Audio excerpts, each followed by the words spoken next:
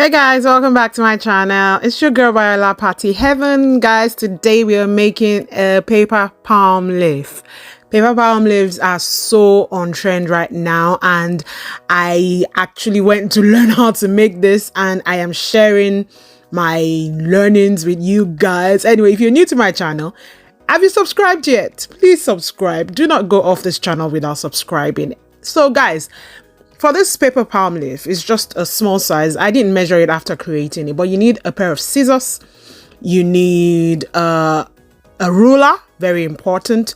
And then you need, I used popsicle sticks. You could use skewers, you could use anything that is like a stick at the end. So those are the tools you need. Then you need something you could use to create imaginary lines on the paper, and you need glue gun, glue stick. For me, I used my my weeding tool that I use to weed when I use my silhouette machine.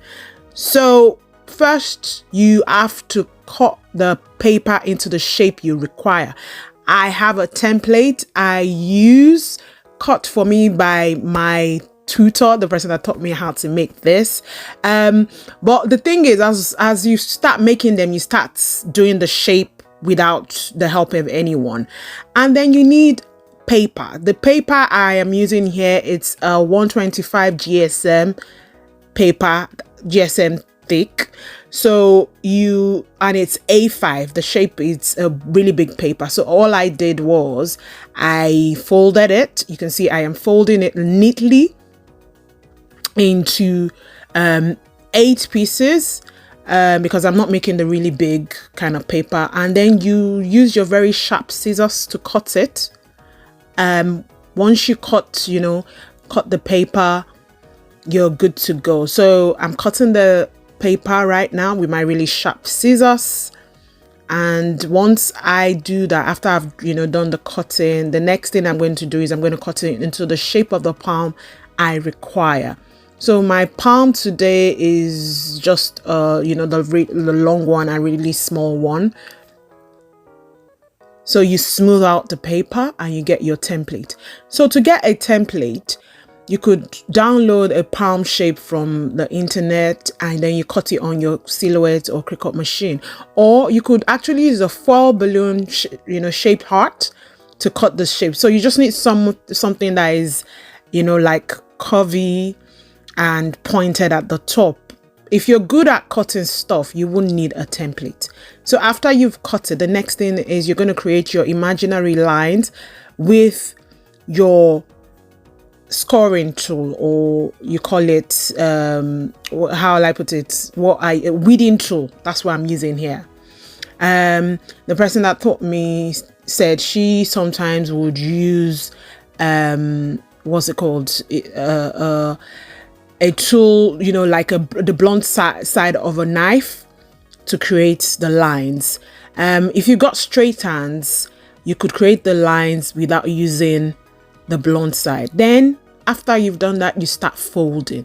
So right now I am folding the paper over the line. So you fold one side, turn over, you fold over the other side. So it's like doing a fan. I don't know if you made fans when you were a kid.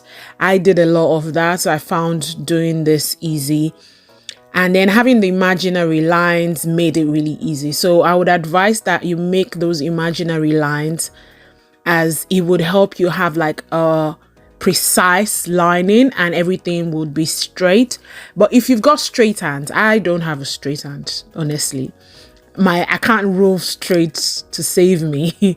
So if you do not have straight hand like me, I would advise that you use your scoring tool or your the blunt side of a knife, a cutting knife, to do the lines with your ruler. And then you start folding into the fan. So you fold one side, fold over, turn it over, fold the other side, and you just do it one after the other. And then the lines does not have to be as thin as mine. It could be bigger. It depends on how you want your paper fan, how wide you want the lines to be, and how slim you want it to be, guys.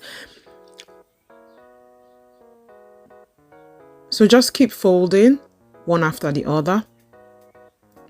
It's quite straightforward, honestly. If you have any questions, or if you find that my explanation is not straight enough, please let me know in the comment section.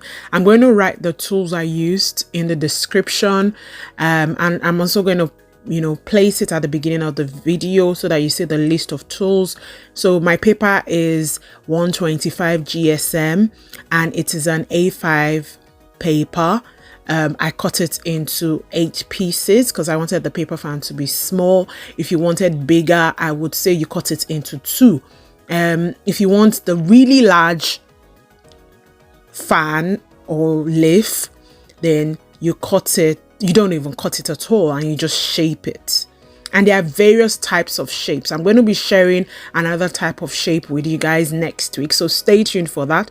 If you've not subscribed, subscribe so that you can get an alert when I put up the second video on this paper palm leaves. So also after that, I'm going to be sharing how to do an arrangement with the paper palms. They are really trendy. You see people using it on cakes, you see people using it on decor, and then you can use it in your home. There's so many ways you can use it.